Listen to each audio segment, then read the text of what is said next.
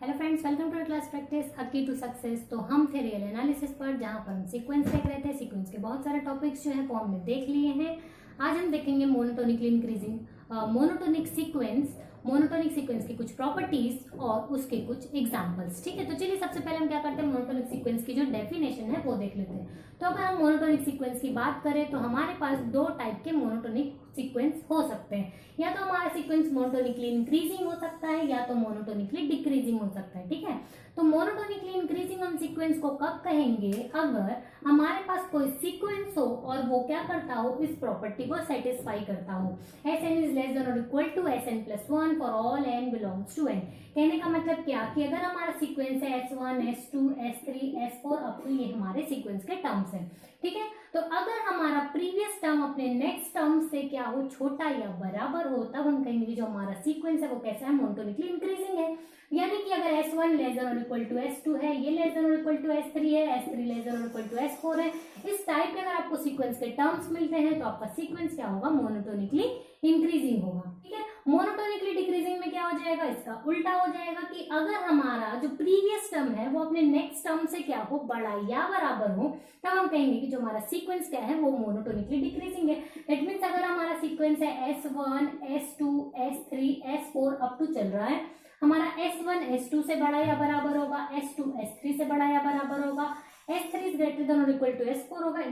अगर इस तरीके से चलता है तो ये जो हमारा सीक्वेंस क्या कहलाता है, मोनोटोनिकली इंक्रीजिंग या फिर मोनोटोनिकली डिक्रीजिंग। ठीक है, तो ये हो गया आपका इंक्रीजिंग और डिक्रीजिंग। इसके बाद आपका आता है, अगर एग्जांपल देखें तो एग्जांपल में क्या, अगर आप सीक्वेंस ले ले n, ठीक है, तो इसके जो टर्म्स आएंगे 1 2 3 4 अप टू ये चलेगा, ये आपका सीक्वेंस बन रहा है। अगर हम हमारा पहला टर्म देखें वो 1 है, दूसरा टर्म क्या है 2 है, जो कि हमारे पहले टर्म से क्या है, बड़ा है। इसी तरीके से 3 जो है हमारे पहले टर्म से क्या है, बड़ा है। इस तरीके से क्या हो रहा है, सीक्वेंस के जो टर्म्स है वो आगे क्या होते जा रहे हैं, बढ़ते चले जा रहे हैं। ठीक, अगर हम बात करें किसकी, मोनोटोनिकली डिक्रीजिंग सीक्वेंस की, तो अगर इस जगह पर क्या ले लिया जाए, -n ले लिया जाए, तो ये जो आपका सीक्वेंस बनेगा -1 -2 -3 अप टू चल रहा है, ये जो है आपका क्या होगा, मोनोटोनिकली डिक्रीजिंग सीक्वेंस, क्योंकि आपका जो पहला टर्म है वो दूसरे टर्म से बड़ा है, दूसरा टर्म तीसरे टर्म से बड़ा है। इस तरीके से आपका जो है सीक्वेंस के सारे टर्म्स क्या हो रहे हैं, मिल रहे हैं। तो ये तो बात हो गई मोनोटोनिकली इंक्रीजिंग और मोनोटोनिकली डिक्रीजिंग की। इसके बाद एक और आता है आपका स्ट्रिक्टली मोनोटोनिकली इंक्रीजिंग या स्ट्रिक्टली मोनोटोनिकली डिक्रीजिंग। ठीक है, तो अगर हम बात करें स्ट्रिक्टली मोनोटोनिक इंक्रीजिंग, तो अगर कोई सीक्वेंस बोल रहे हैं कि वो स्ट्रिक्टली मोनोटोनिकली इंक्रीजिंग है, that means Sn strictly Sn+1 से क्या होगा, छोटा होगा। यहाँ पर स्ट्रिक्टली नहीं था, मोनोटोनिकली इंक्रीजिंग था, तो जो सीक्वेंस का जो टर्म है वो क्या हो सकता है, आपके नेक्स्ट टर्म के बराबर भी हो सकता है। लेकिन स्ट्रिक्टली इंक्रीजिंग में हमेशा क्या होगा, हमारा जो नेक्स्ट टर्म है वो हमारे प्रीवियस टर्म से बड़ा ही होगा, कभी वो उसके बराबर नहीं हो सकता है। ठीक है, तो ये जो आपका सीक्वेंस है n का, ये आपका स्ट्रिक्टली इंक्रीजिंग भी है, और ये जो है आपका सीक्वेंस -n, ये स्ट्रिक्टली डिक्रीजिंग है। इसके अलावा अगर हम सीक्वेंस देखें -1/n अगर हम लेते हैं, तो यहाँ पर जो सीक्वेंस के टर्म्स आएंगे वो कैसे आएंगे, -1 -1/2 -1/3 -1/4 अप टू चलेगा। ये भी आपका क्या है, स्ट्रिक्टली इंक्रीजिंग सीक्वेंस है। और अगर यहाँ पर स्ट्रिक्टली डिक्रीजिंग की अगर बात करें या डिक्रीजिंग की बात करें, तो 1/n ले लीजिए। 1/n आपका क्या है, एक मोनोटोनिकली डिक्रीजिंग सीक्वेंस है। ठीक है, जहां पर हमारा जो नेक्स्ट टर्म है वो अपने प्रीवियस टर्म से क्या हो रहा है, बड़ा हो रहा है, छोटा हो रहा है। ठीक है, किसमें, मोनोटोनिकली डिक्रीजिंग है, स्ट्रिक्टली डिक्रीजिंग में। तो ये हो गया आपका स्ट्रिक्टली इंक्रीजिंग। सिमिलरली अगर स्ट्रिक्टली डिक्रीजिंग की बात करें, मोनोटोनिकली डिक्रीजिंग, तो Sn+1 जो है वो स्ट्रिक्टली छोटा हो जाएगा हमारे किससे, Sn से। ठीक है, तो ये होगा मोनोटोनिकली इंक्रीजिंग और मोनोटोनिकली डिक्रीजिंग। तो अब अगर हम क्या देखना चाहें कि हमारा कौन सा सीक्वेंस मोनोटोनिकली इंक्रीजिंग या डिक्रीजिंग नहीं होगा, तो आपके पास एक सीक्वेंस है -1 की पावर n। अगर हम इस सीक्वेंस के टर्म्स देखें तो -1 1 -1 1 अप टू ये आता है। ठीक है, यानी कि सीक्वेंस में पहला टर्म जो है वो आपका -1 है, सीक्वेंस का जो सेकंड टर्म है वो 1 है, थर्ड टर्म जो है वो -1 है, फोर्थ टर्म जो है वो 1 है। तो यहाँ पर अगर हम देखें तो अगर इसको मोनोटोनिकली इंक्रीजिंग बोलना होगा तो मोनोटोनिकली इंक्रीजिंग आपका क्या कहेगा कि S1 S2 से छोटा हो, S2 S3 से छोटा हो, S3 S4 से छोटा हो, अप टू चलेगा। तो यहाँ पर अगर देखें तो S1 है आपका -1, S2 क्या है 1, तो -1 1 से छोटा है, ठीक है। अब यहाँ पर S3 क्या आ रहा है, अगेन -1 आ रहा है, तो क्या 1 -1 से छोटा है, नहीं है। दैट मीन्स यहाँ पर ये सेटिस्फाई नहीं हो रहा है, यानी कि ये जो आपका सीक्वेंस है ये मोनोटोनिकली इंक्रीजिंग नहीं है। सिमिलरली अगर मोनोटोनिकली डिक्रीजिंग की बात करें तो ये जो सीक्वेंस है आपका मोनोटोनिकली डिक्रीजिंग भी नहीं है, क्योंकि यहाँ पर कहा जाता है फॉर ऑल एंड, सीक्वेंस के हर टर्म के लिए ये जो आपकी कंडीशन है सेटिस्फाई होनी चाहिए, तभी हम कहेंगे कि जो हमारा सीक्वेंस है वो मोनोटोनिकली इंक्रीजिंग है, डिक्रीजिंग है, या स्ट्रिक्टली इंक्रीजिंग और स्ट्रिक्टली डिक्रीजिंग है। तो चलिए अब हम क्या करते हैं, मोनोटोनिकली सीक्वेंस से रिलेटेड कुछ इंपॉर्टेंट प्रॉपर्टीज जो है वो देख लेते हैं। तो मोनोटोनिक सीक्वेंस की जो पहली प्रॉपर्टी वो ये है कि अ मोनोटोनिक इंक्रीजिंग सीक्वेंस, अगर आपका सीक्वेंस कैसा है, मोनोटोनिक इंक्रीजिंग है और साथ ही साथ कैसा है, बाउंडेड अबव है, ठीक है। मोनोटोनिकली इंक्रीजिंग है और बाउंडेड अबव है, then it converges to its supremum. जो सीक्वेंस होगा वो आपका क्या करेगा, कन्वर्ज करेगा अपने सुप्रीमम को, यानी कि सीक्वेंस मोनोटोनिकली इंक्रीजिंग है और बाउंडेड है, यानी कि सीक्वेंस आपका कन्वर्जेंट होगा ही होगा, और कन्वर्जेंट पॉइंट जो होगा वो आपका क्या होगा, सुप्रीमम होगा, ठीक है। तो इसका जो प्रूफ है वो पहले हम देख लेते हैं, क्योंकि रियल एनालिसिस में किसी भी थ्योरम का प्रूफ आपको छोड़ना नहीं है, क्योंकि ये आपको क्या देता है, एक वर्किंग रूल देता है, ठीक है। कि अगर आपको कोई क्वेश्चन आपके एग्जाम में पूछा जाता है तो अगर आप थ्योरम को प्रूफ करना जानते हैं तो बहुत सारे क्वेश्चंस के आंसर आप उसी से ही निकाल सकते हैं, ठीक है। तो कभी भी आपको क्या करना है, थ्योरम का प्रूफ जो है वो नहीं छोड़ना है। तो सबसे पहले यहाँ पर दिया मोनोटोनिकली इंक्रीजिंग सीक्वेंस है और बाउंडेड अबव है, then its converges to its supremum. तो सबसे पहले हम क्या करते हैं कि अगर हमारा कोई सीक्वेंस है एस है, हम मान लेते हैं कि उसका जो सुप्रीमम है, इसका जो सुप्रीमम है वो क्या है, एम है, ठीक है। सुप्रीमम एम है कहने का मतलब क्या, जो सुप्रीमम क्या होता है कि सीक्वेंस के जितने भी टर्म्स होंगे वो सारे के सारे या तो एम से छोटे होंगे या तो बराबर होंगे, for all n belongs to n, ठीक है। यही आपका क्या है, सुप्रीमम। सुप्रीमम आपने सेट में भी पढ़ा था, तो अगर आपने सुप्रीमम और इंफीमम नहीं पढ़ा है तो क्या कीजिए, आप सेट में जो सुप्रीमम और इंफीमम बताया गया था वहां पर जाकर के आप सिर्फ वो वीडियो देख सकते हैं, ठीक है। तो सबसे पहले आप क्या करते हैं कि सुप्रीमम मान लिए क्या है, यानी कि एस एन, जितने भी टर्म्स होंगे सीक्वेंस के वो सारे के सारे क्या होंगे, हमारे उस सुप्रीमम से छोटे होंगे। यानी कि अगर हम देखें कि फॉर अपसाइला अगर हम कोई वैल्यू ले लेते हैं, तो अगर हम एम में से इस अपसाइला को घटा दिए, एम हमारा क्या है, सुप्रीमम है, तो सुप्रीमम में से अगर हम एक छोटी सी छोटी रियल वैल्यू भी अगर हम क्या करते हैं, माइनस करते हैं, तो ये इससे क्या हो जाएगा, हमारा सीक्वेंस में कोई ना कोई टर्म मिलेगा ही मिलेगा जो इससे क्या हो जाएगा, बड़ा हो जाएगा। क्योंकि सुप्रीमम आपका कैसा होता है, यूनिक होता है। अगर आप सुप्रीमम में से कोई भी छोटी से छोटी रियल वैल्यू अगर माइनस करते हैं तो एम माइनस एल जो है वो आपके सीक्वेंस के किसी ना किसी टर्म से क्या हो जाएगा, छोटा होगा, यानी कि आपको सीक्वेंस में कोई ना कोई टर्म मिलेगा ही मिलेगा जो इस एस एम माइनस अपसाइला से क्या हो जाएगा, बड़ा हो जाएगा, ठीक है। अब आपको और क्या चीज दी हुई कि आपका जो सीक्वेंस है इसको नंबर 1 दे दीजिए। आपका जो सीक्वेंस है वो कैसा है, मोनोटोनिकली इंक्रीजिंग है। मोनोटोनिकली इंक्रीजिंग है कहने का मतलब क्या, कि अगर n ग्रेटर देन और इक्वल टू m लेते हैं, ठीक है, सीक्वेंस में अगर हम पहले कोई नेचुरल नंबर अगर किसी दूसरे नेचुरल नंबर से बड़ा या बराबर है तो इंक्रीजिंग क्या कहता है, इंक्रीजिंग में जो सीक्वेंस का नेक्स्ट टर्म होता है वो हमारे प्रीवियस टर्म से बड़ा होता है, यानी कि एनवा जो टर्म होगा एस एन वो आपका क्या होगा, बड़ा या बराबर होगा किससे, एस एम से, ठीक है। एस एन क्या होगा, एस एम से बड़ा या बराबर होगा, यानी कि यहाँ पर ये हो गया हमको दूसरा। अगर इन दोनों को देखा जाए तो यहाँ पर आपको क्या मिल रहा है कि m माइनस अपसाइला एस एम से क्या है, छोटा है, और एस एम क्या है, एस एम से छोटा है। यानी कि अगर ये दोनों को देखा जाए तो m minus epsilon is less than S M is less than और इक्वल टू एस एन, ठीक है। किसके लिए, for all n is greater than और इक्वल टू m के लिए।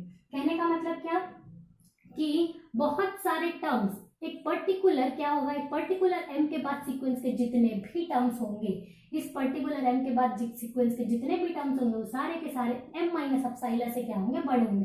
दैट मीन्स अगर हम देखें कि ये हमारा सुप्रीमम है, ठीक है, m माइनस अपसाइला किए, दैट मीन्स क्या, यहाँ पर m में से अपसाइला माइनस किए, दैट मीन्स हम m से छोटा कोई वैल्यू लिए, तो यहाँ पर क्या हो रहा है, इस m माइनस अपसाइला और ये m चूंकि सीक्वेंस के सारे टर्म्स क्या होंगे, m से छोटे या बराबर होंगे, दैट मीन्स यहीं पर ही आएंगे, ठीक है। तो m माइनस अपसाइला और m के बीच में क्या होगा, पर्टिकुलर वैल्यू के बाद सारे टर्म्स क्या होंगे, यहीं पर ही आने वाले हैं।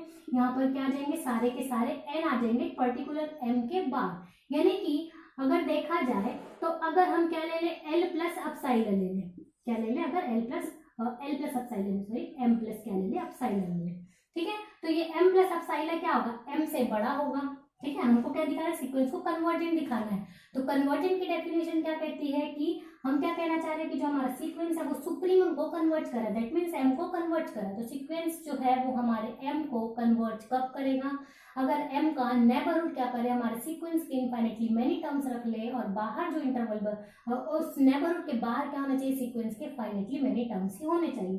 तो अगर हम इसके नेबरहुड की बात करें कि एम का अगर हम नेबरहुड बनाए एम माइनस अपसाइलर एल प्लस अपसाइलर, तो इसके बाहर क्या हो, सीक्वेंस के फाइनेटली मेनी टर्म्स ही बचे, ठीक है। तो अगर हम यहाँ पर देखें तो सारे के सारे टर्म्स तो हम यहीं पर ही आ जाएंगे, ठीक है। कहाँ पर आ जाएंगे, एम माइनस अपसाइलर और एम के बीच में आ जाएंगे, दैट मीन्स, और बाहर जो बचेंगे वो क्या बचेंगे, फाइनेटली मेनी। तो अगर यहाँ पर इनफाइनेटली मेनी टर्म्स आ रहे, दैट मीन्स एम माइनस अपसाइलर से एम प्लस अपसाइलर के बीच में भी इनफाइनेटली मेनी टर्म्स ही आएंगे, क्योंकि ये पूरा कंप्लीट हो जाएगा। तो यहाँ पर इनफाइनेटली मेनी टर्म्स है, तो यहाँ से यहाँ के बीच में भी क्या होगा, आपका इनफाइनेटली मेनी टर्म्स ही होगा। दैट मीन्स क्या, ये जो m है यहाँ पर क्या हो जाएगा कि एस एन बिलोंग कर जाएगा किस में, m माइनस अपसाइलर से m प्लस अपसाइलर में, for all n is greater than और equal to m। Particular m के बाद सारे के सारे टर्म्स जो है वो आपकी, ये कैपिटल M है आपका और ये नेचुरल नंबर वाला m है, ठीक है। तो यहाँ पर ये सीक्वेंस के सारे टर्म्स आ जाएंगे, दैट मीन्स आपका जो सीक्वेंस है वो कैसा हो जाएगा, कन्वर्जेंट हो जाएगा। और कन्वर्ज किसको करेगा, इसी m को, दैट मीन्स सुप्रीमम को ही कन्वर्ट करेगा। सिमिलरली आप क्या कर सकते हैं, मोनोटोनिकली डिक्रीजिंग सीक्वेंस के लिए भी बना सकते हैं। तो जो मोनोटोनिकली डिक्रीजिंग की जो प्रॉपर्टी है वो आप यहाँ पर लगाएंगे और इन्फीमम की जो प्रॉपर्टी है वो लगाएंगे। तो अगर आपका सीक्वेंस मोनोटोनिकली इंक्रीजिंग है साथ ही साथ बाउंडेड अबव है, तो आपका सीक्वेंस कैसा होगा, कन्वर्जेंट होगा। और कन्वर्ज किसको करेगा, अपने सुप्रीमम को। ये इंपॉर्टेंट प्रॉपर्टी है। अगर आपके पास कोई सीक्वेंस दिया है तो आप अगर उसको मोनोटोनिकली इंक्रीजिंग दिखा पाते हैं और बाउंडेड दिखा पाते हैं, तो आप डायरेक्टली ये कहेंगे कि जो आपका सीक्वेंस है वो कैसा है, कन्वर्जेंट है। जब हम इसको एग्जाम्पल के थ्रू समझेंगे तो आपको ये समझ में आएगा।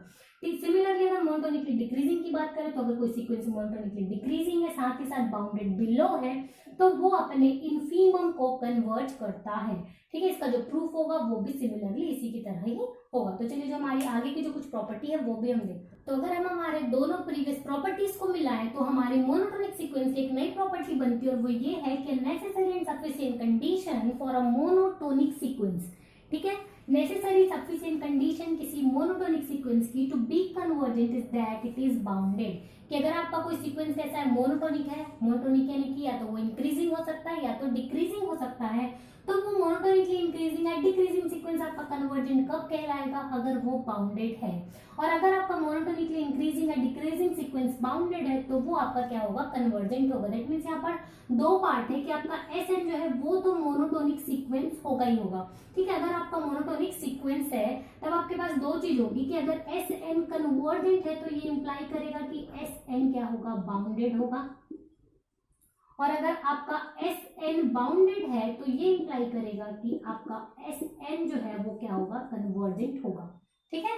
अगर बाउंडेड अबव हुआ तो अपने सुप्रीमम को कन्वर्ट करेगा और अगर बाउंडेड बिलो हुआ तो अपने इन्फीमम को कन्वर्ट करेगा। आपका सीक्वेंस क्या होना चाहिए, मोनोटोनिक सीक्वेंस होना चाहिए, या तो इंक्रीजिंग या तो डिक्रीजिंग। तो यहाँ पर हम किस कॉन्क्लूजन में पहुंचते हैं कि अगर आपके पास कोई सीक्वेंस है जो कैसा है, मोनोटोनिकली इंक्रीजिंग है, आपके पास कोई सीक्वेंस है मोनोटोनिकली इंक्रीजिंग है, तो अगर वो बाउंडेड क्या हुआ, बाउंडेड अबव हुआ, ठीक है। मोनोटोनिकली इंक्रीजिंग है, बाउंडेड अबव है, दैट मीन्स आपका सीक्वेंस कन्वर्जेंट होगा। और कन्वर्ज किसको करेगा, ये सुप्रीमम को कन्वर्ट करेगा। और अगर नॉट बाउंडेड अबव हुआ, नॉट बाउंडेड अबव अगर हुआ तो ये डाइवर्ज करता है किसको, डाइवर्ज करता है किसको, इंफिनिटी को, ठीक है। अगर मोनोटोनिकली डिक्रीजिंग हुआ आपका सीक्वेंस, ठीक है, मोनोटोनिकली क्या है, डिक्रीजिंग है, और अगर ये बाउंडेड क्या है, बिलो है, क्या है, बाउंडेड बिलो है, तब भी आपका सीक्वेंस कैसा होगा, कन्वर्जेंट होगा। और कन्वर्ज करेगा किसको, आपके इन्फीमम को। और अगर नॉट बाउंडेड बिलो हुआ, नॉट बाउंडेड बिलो, तब ये डाइवर्ज करता है आपके किसको, माइनस इंफिनिटी को, ठीक है। Monotonically increasing, bounded above, supremum को कन्वर्ज करेगा, दैट मीन्स आपका सीक्वेंस कन्वर्जेंट हो जाएगा, ठीक है। और अगर बाउंडेड अबव नहीं हुआ तो डाइवर्ज कर जाएगा प्लस इंफिनिटी को। सिमिलरली आप मोनोटोनिकली डिक्रीजिंग सीक्वेंस के लिए भी देख सकते हैं। तो चलिए हम क्या करते हैं, इसको एग्जांपल के थ्रू समझते हैं तो आपको क्लियर हो जाएगा। तो चलिए हमारा जो क्वेश्चन है वो देखते हैं कि कंसीडर द सीक्वेंस, हमारे पास एक सीक्वेंस है 50 + 1/n, देन हमको बताना है कि सीक्वेंस हमारा मोनोटोनिकली इंक्रीजिंग है, मोनोटोनिकली डिक्रीजिंग है, इसका इनफीमम क्या है, सुप्रीमम क्या है, सुप्रीमम ऑफ सीक्वेंस अटेंड हो रहा है या नहीं, यानी कि सीक्वेंस का जो सुप्रीमम है वो हमारे सीक्वेंस में बिलोंग करेगा या नहीं, इनफीमम हमारे सीक्वेंस में बिलोंग करेगा या नहीं, सीक्वेंस हमारा कन्वर्जेंट है क्या, और सीक्वेंस यूनिक लिमिट पॉइंट रखता है क्या। तो ये सारी चीजें जो है हमको दिखानी है, ठीक है। तो सबसे पहले बात अगर हम हमारे सीक्वेंस की करें तो हमारा सीक्वेंस है वो क्या है, 50 + 1/n है, ठीक है। तो 50 तो फिक्स है। अगर बात करें 1/n की, तो जो आपका 1/n जो है आपका सीक्वेंस, अगर सीक्वेंस का टर्म देखे तो ये हो जाएगा 50 + 1, फिर क्या जाएगा 50 + 1/2, 50 + 1/3, अप टू ये चलेगा आपका सीक्वेंस, ठीक है। तो ये जो हो गया आपका सीक्वेंस बन गया। अब हमको क्या देखना है, ये सारी चीजें। तो सीक्वेंस आपका सबसे पहले देखते हैं कि मोनोटोनिकली इंक्रीजिंग है या डिक्रीजिंग है। तो सबसे पहले बात करें अगर हमारे पहले टर्म की, तो 50 + 1 है, सेकंड टर्म क्या है 50 + 1/2 है, 50 + 1/3 है। दैट मीन्स हम क्या देख रहे हैं कि जो हमारा 50 में जो नंबर हम ऐड कर रहे हैं वो क्या होते जा रहे हैं, डिक्रीज होते जा रहे हैं। तो जैसे जैसे ये हमारा डिक्रीज हो रहा है, यानी कि सीक्वेंस के टर्म्स भी क्या होते जा रहे हैं, आपके डिक्रीज होते जा रहे हैं। दैट मीन्स हमारा जो सीक्वेंस है वो आपका क्या है, मोनोटोनिकली डिक्रीजिंग है, ठीक है। या तो आप चाहें तो ऐसा भी देख सकते हैं कि आपका 50 तो फिक्स है, लेकिन आपका ये जो 1/n है वो क्या है, मोनोटोनिकली डिक्रीजिंग है। तो मोनोटोनिकली डिक्रीजिंग टर्म को हम क्या कर रहे हैं, हमारे एक फिक्स नेचुरल नंबर में क्या कर रहे हैं, ऐड कर रहे हैं। तो ये भी आपका क्या होगा, मोनोटोनिकली डिक्रीजिंग ही होगा, ठीक है। तो आपका सीक्वेंस कैसा बन गया, मोनोटोनिकली डिक्रीजिंग, यानी कि मोनोटोनिकली इंक्रीजिंग तो हो नहीं सकता। अब बात करना है कि ये क्या है, इनफीमम है कि सुप्रीमम है, कैसा है, ठीक है। तो बात करें, अगर हम देखें कि अभी जो हमने पढ़ा क्या कि आपका सीक्वेंस अगर मोनोटोनिक है, अगर वो बाउंडेड अबव या बाउंडेड बिलो हो जाए तो हमारा सीक्वेंस जो है वो किसी न किसी सुप्रीमम या इनफीमम को क्या करता है, कन्वर्ट करता है, ठीक है। तो सबसे पहले बात करें अगर इसके सुप्रीमम या इनफीमम की, तो सीक्वेंस के अगर टर्म्स देखें तो पहला टर्म आ रहा है 50 + 1, सेकेंड टर्म आ रहा है 50 + 1/2, 50 + 1/3, यानी कि सीक्वेंस के टर्म्स क्या हो रहे हैं, डिक्रीज होते जा रहे हैं। और जा किसके पास रहे, ये जो आपका पहला टर्म है वो है 51, अब तो ये चलते हुए जा रहा है। तो जब n को क्या करते हैं, आप बढ़ाते हैं, इन्फिनिटी की ओर लेकर के जाते हैं। दैट मीन्स अगर हम क्या करें, limit n tending to infinity 50 + 1/n लेते हैं, तो ये किसकी ओर कन्वर्ट करेगा, आपका 50 की ओर कन्वर्ट करेगा। यानी कि सारे टर्म्स जो है अगर हम देखें तो ये सारे के सारे किसकी ओर जा रहे होंगे, 50 की ओर जा रहे होंगे। दैट मीन्स क्या, ये जो सीक्वेंस है इसके सारे टर्म्स 51 और 50 के बीच में आ जाएंगे। यानी कि जो सीक्वेंस है इसके सारे टर्म्स 51 और 50 के बीच में ही लाई करेंगे। क्योंकि ये n टेंडिंग टू इन्फिनिटी करने पर ये 50 की ओर कन्वर्ट कर रहा है, ना कि ये 50 होगा, ठीक है। जब कन्वर्जेंट की बात कर रहे हैं कि ये n जो है वो अप्रोच कर रहा है इन्फिनिटी की ओर, तब ये नंबर 50 की ओर अप्रोच कर रहा है, ना कि 50 हो रहा है, ठीक है। दैट मीन्स क्या है, इसके जो टर्म्स होंगे वो 51 हमारा सीक्वेंस में लाई कर रहा है, इसलिए आप इक्वालिटी आ गई। 50 जो है वो अप्रोचिंग के कारण आ रहे हैं, इसलिए यहाँ पर हम इक्वालिटी नहीं लगा सकते। यानी कि सीक्वेंस के टर्म जो है 51 और 50 के बीच में आ रहे हैं। हमारा सीक्वेंस कैसा हो गया, बाउंडेड हो गया। सीक्वेंस मोनोटोनिक था और बाउंडेड था, तो मोनोटोनिक और बाउंडेड दैट मीन्स आपका सीक्वेंस कैसा होता है, कन्वर्जेंट होता है, ठीक है। और आपने प्रीवियस वीडियो में क्या देखा था कि every convergent sequence has unique limit point. तो आपका सीक्वेंस कन्वर्जेंट है, दैट मीन्स ये क्या इंप्लाई करेगा, जो सीक्वेंस है वो यूनिक लिमिट पॉइंट रखेगा, ठीक है। तो ये सारी चीजें हो गई। अब यहाँ पर देखना है सुप्रीमम और इनफीमम। सुप्रीमम किसको कहते हैं हम, जो सुप्रीमम जिससे सीक्वेंस के सारे टर्म्स क्या हो, छोटे हो, और इनफीमम जिससे सीक्वेंस के सारे टर्म बड़े या बराबर हो, और सुप्रीमम जिससे छोटे या बराबर हो। तो यहाँ पर अगर हम देखें तो SN किससे छोटे हैं, सारे टर्म्स जो हैं वो क्या है 50 से सॉरी यहाँ पर क्या हो गया, ये थोड़ा गलत हो गया। सीक्वेंस के सारे टर्म्स जो हैं वो 50 से बड़े और 51 से छोटे या बराबर है, ठीक है। तो ये हो गया आपका, यानी कि क्या हो गया आपका, सुप्रीमम कौन बनेगा, 51 बनेगा, यानी कि सुप्रीमम आपका 51 है। इनफीमम की अगर बात करें तो इनफीमम आपका क्या है, 50 है, ठीक है। अब supremum of sequence is attend, क्या जो आपका सुप्रीमम आप निकाल करके लाए हैं वो आपके सीक्वेंस के टर्म्स बन रहा है क्या, अटेंड हो रहा है क्या, यानी कि सीक्वेंस में अटेंड हो रहा है क्या। तो अगर यहाँ पर देखें 51, तो ये हमारे सेट का एलिमेंट है, ठीक है। तो 51 क्या हो जाएगा, सीक्वेंस में अटेंड हो जाएगा। बात करें अगर 50 की, तो 50 की और जो सीक्वेंस के टर्म है वो अप्रोच कर रहे हैं, ना कि वो 50 हो रहा है। दैट मीन्स इनफीमम यहाँ पर क्या, supremum of sequences attend, yes. Infimum sequences attend, तो नो, ये आपका क्या हो गया, गलत हो गया। अब supremum of sequence is not attend, ये गलत हो जाएगा। Infimum of sequence is not attend, ये आपका क्या हो जाएगा, करेक्ट हो जाएगा। ठीक है, तो ये सारी चीजें हो गई किसको लेकर के, मोनोटोनिकली इंक्रीजिंग और डिक्रीजिंग से रिलेटेड। ठीक है, सबसे पहले आप सीक्वेंस के टर्म्स देखेंगे। सीक्वेंस के टर्म्स देखने के बाद आपको पता चलेगा कि आपका सीक्वेंस मोनोटोनिकली इंक्रीजिंग है या डिक्रीजिंग है। ठीक है, अगर मोनोटोनिकली इंक्रीजिंग है डिक्रीजिंग है तो वो अपने सुप्रीमम या इन्फीमम को कन्वर्ट करेगा। कहने का मतलब आपका सीक्वेंस कन्वर्जेंट हो जाएगा, और अगर कन्वर्जेंट हो रहा है सीक्वेंस तो आपका कैसा हो जाएगा, यूनिक लिमिट पॉइंट रखेगा। ठीक है, तो चलिए हम नेक्स्ट क्वेश्चन है वो देखें। तो जो हमारा नेक्स्ट क्वेश्चन है वो क्या है कि कंसीडर एक सीक्वेंस, कि हमारा एक सीक्वेंस दिया है जो इस फॉर्म में है, तो हमको बताना है कि जो हमारा सीक्वेंस है मोनोटोनिकली इंक्रीजिंग है, डिक्रीजिंग है, बाउंडेड है। सीक्वेंस के सारे टर्म हमारे रैशनल से बिलोंग करते हैं कि नहीं, सीक्वेंस जो है वो कन्वर्ट किस पॉइंट को कर रहा है, रैशनल या इररेशनल। तो ये सारी चीजें जो है हमको देखनी। तो सबसे पहले हम क्या करेंगे, हमारा सीक्वेंस के जो टर्म्स है वो हम देखेंगे। तो यहाँ पर अगर हम S1 करते हैं दैट मीन्स हमारा जो ये जो सीरीज है वो कहाँ तक चलेगा, 1 तक, यानी कि k की जो वैल्यू है वो 1 से 1 तक जाएगी। दैट मीन्स क्या आपका यहाँ पर हो जाएगा 1/10 1 का स्क्वायर। ठीक है, अगर बात करें S2 की, तो S2 जो है वो आपका क्या हो जाएगा, अब n इज इक्वल टू 2 है, दैट मीन्स k जो है वो वेरी करेगा 1 से 2 तक। दैट मीन्स पहले हम k इज इक्वल टू 1 रखेंगे और फिर क्या रखेंगे, 2 रखेंगे, यानी कि ये क्या हो जाएगा 1/10 1 का स्क्वायर सीरीज है, इसलिए आगे क्या लगेगा, सम लगेगा, 1 क्या हो जाएगा 10 2 का स्क्वायर। ठीक है, अब अगर बात करें अगर S3 की, तो ये हो जाएगा 1/10 1 का स्क्वायर प्लस 1/10 2 का स्क्वायर प्लस 1/10 3 का स्क्वायर। इसी तरीके से आप nवें टर्म में आगे बढ़ेंगे तो nवां टर्म जो होगा वो आपका क्या होगा, 10 की पावर 1 स्क्वायर प्लस 1/10 की पावर 2 स्क्वायर प्लस 1/10 की पावर 3 स्क्वायर अप टू 1/10 की पावर n का स्क्वायर। ठीक है, तो ये बन गया आपका सीक्वेंस। अब सबसे पहले आपको चेक करना है कि मोनोटोनिकली इंक्रीजिंग है या डिक्रीजिंग है।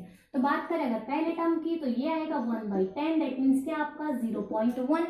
बात अगर सेकेंड टर्म की करें सीक्वेंस की, तो ये हो जाएगा 0.1 प्लस 0.001। ठीक है, 0.001, दैट मीन्स ये क्या हो जाएगा, क्योंकि ये आपका क्या होगा 1/10 की पावर 4, दैट मीन्स पॉइंट लगा है 0 0 0 0 0 0 0। ठीक है, दैट मीन्स ये क्या हो जाएगा आपका। इस तरीके से जो आपके नेक्स्ट टर्म है वो भी बढ़ते जाएंगे, 0.1 प्लस 0.0001 प्लस 0.000000001।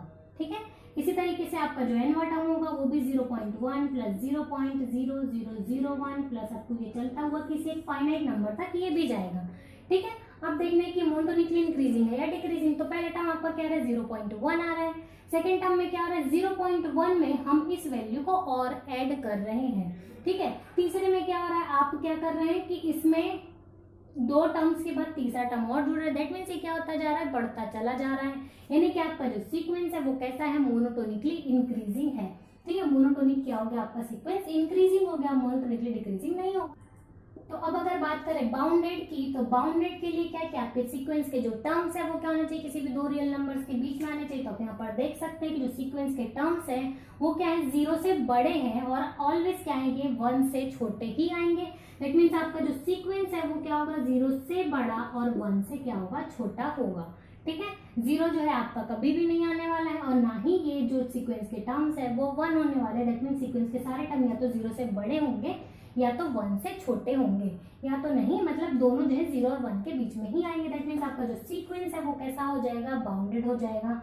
अब सीक्वेंस बाउंडेड है, मोनोटोनिकली इंक्रीजिंग है, दैट मीन्स क्या वो अपने सुप्रीमम की ओर कन्वर्ट कर रहा होगा। ठीक है, अब अगर बात करें सीक्वेंस के टर्म्स की, सीक्वेंस के टर्म रैशनल से आ रहे हैं क्या, तो रैशनल नंबर किसको कहते हैं हम, नॉर्मली जो हमारी जो रैशनल नंबर की डेफिनेशन है वो कैसी होती है कि p/q के फॉर्म में आपके टर्म्स आते हैं। p और q जो दोनों हैं आपके क्या होते हैं, कोई रैशनल नंबर्स होते हैं और आप इंटीजर्स होता है, और q नॉट इक्वल टू क्या होता है 0 होता है। ये एक डेफिनेशन हो गई। दूसरी डेफिनेशन हम कहते हैं कि वो सारे रियल नंबर्स जो है वो रैशनल बनेंगे जो डेसिमल पॉइंट के बाद क्या होते हैं, या तो नॉन रिपीटेड हो, या तो रिपीट होते जाएं या फिर वो क्या हो जाए टर्मिनेट हो जाए। तो यहाँ पर अगर हम देखें तो ये आपका क्या हो गया, टर्मिनेट हो गया, डेसिमल नंबर के बाद ये जो है टर्मिनेट हो गया।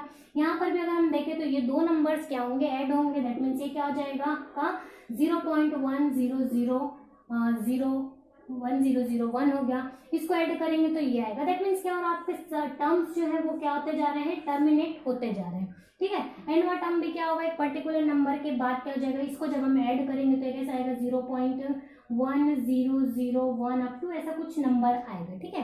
इसको ऐड करेंगे तो दैट मीन्स ये क्या होगा, फाइनाइट एन तक जाएगा और फिर क्या हो जाएगा, टर्मिनेट हो जाएगा। तो रेशनल नंबर वही होते हैं, या तो टर्मिनेट हो जाए या तो रीऑकरिंग हो, ठीक है। तो यहाँ पर आपका क्या हो जाएगा, जो एलिमेंट्स होंगे सेट के वो क्या होंगे, रैशनल्स होंगे। अब अगर बात करें कन्वर्जेंट की, कि ये जो सारे टर्म्स है किसकी ओर कन्वर्ज करें, तो कन्वर्जेंट की अगर बात करें तो कन्वर्ज कब करेगा, जब एन टेंडिंग टू इन्फिनिटी होगा। इन्फिनिटी हो रहा मतलब इन्फिनिटी कहाँ पर खत्म होगा ये हमको नहीं पता है, ठीक है।